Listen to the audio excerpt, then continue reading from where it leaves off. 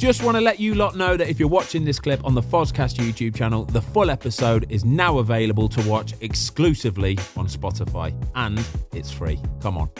Brad, we're going to talk about goalkeeper.com in a minute. It's fantastic, by the way. Goalie stats website is phenomenal. But first, I want to talk about signing for Liverpool, and specifically having dual managers. So, Tom, who were the managers at the time? So, a lot of our younger viewers probably won't know this, but Liverpool back in the day had Roy Evans and Gerard Houllier as joint managers. Co-managing, how does that work? You don't. Didn't. When I signed at Liverpool, it was Roy Evans, and really, really nice man. And Liverpool through and through would have done anything for the club. The club needed a makeover. It definitely did. The old boot room needed kind of out at the time, as good as historically as great as they were, not good, great they were. Football was changing, and so they brought in Gerard Houllier, who was a tremendous technical direct.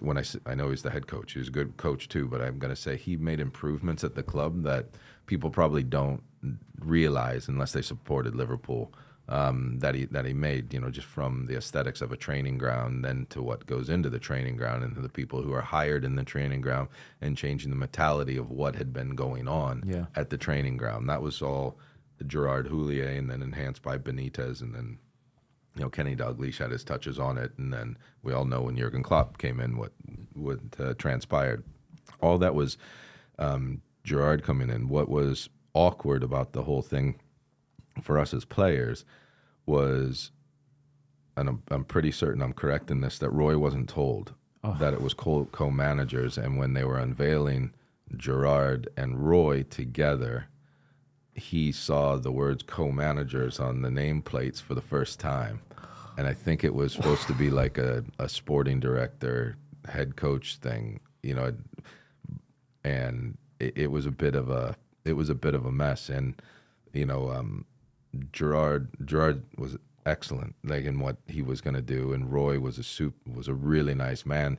And I just don't think they wanted to fire Roy, but probably knew that's what they needed to do. But... Or I don't know if needed, but that's, I think, what the decision they had already made without making it. Yeah. And, Roy was in tears when the following year when he eventually was fired. Like, it was, and none of us liked how it went down. We didn't blame Gerard. Like, it wasn't like that, but it was sort of sad to see how that all transpired. It would have been far better. I said, Roy, listen, your time's up. You're still part of the club. Here's your role, and things like that. I think Roy would have open arms taken it. No, give him an ambassador role or something like that, and just don't beat about the bush, basically. Right. So the real hard thing with co-manager. So Roy had signed his players that were there. So like if I don't know, some family member got sick and I wanted to go home for 2 days or something like that, Roy, I would go see. And then you go knock on the door, and he'd be like, "Oh, have you spoken to Gerard?" And you go to speak to Gerard. You go speak to Gerard, and then Gerard was like, "Oh, well, did you speak with Roy?" And again, kind of like not a fault of theirs, but how does it work? Like if you had two people doing your podcast, but one's over in that one, one's here. Like, what can you say? What can you say? I don't know. Did you ask him? Did you? And you're thinking, what's going on? Who's doing team talks, for example? How does that work? Are they both stood in front of you? Both. Is it kind of both? Oh, so you weird. have your turn. You have your turn. Oh, it's so weird. Yeah, it was odd. It was really odd. And it's no mystery why. Then when it was just Gerard, things took off again for the club. Like, because he could just implement his own ideas, and the players didn't have anybody else to, you knew where you were going to go for your answer. Like you had to go to one guy. So I understand that football club didn't want to probably upset Roy. But when you're in the position to run a football club, you have to make those decisions. In the Premier League, you're not wrong. Yeah. It's Liverpool, isn't it? Yeah. You wouldn't think those decisions would be that difficult. So you can look at it glasses half empty, glasses half full. They were devastated that they had made a decision that they had to get rid of Roy. but it became an emotional decision, kind of like what we spoke about, off camera about, Daniel Levy, does he get close with his managers or not? Because I think it's when you become really friendly with someone, it's hard. Some of the young players at Liverpool at that time, some not bad ones. Yeah, some that went on to have a bit of a career, didn't they? Yeah, Stevie G. So he was a kid. Was he first season in the first team when you were there? Yeah. Michael. I think I joined December of the 96-97 season, and I think that was Michael's first season, or maybe he had a game at the tail end of the season before. But I think he had his debut already by the time I'd gotten my work permit through in December of 96.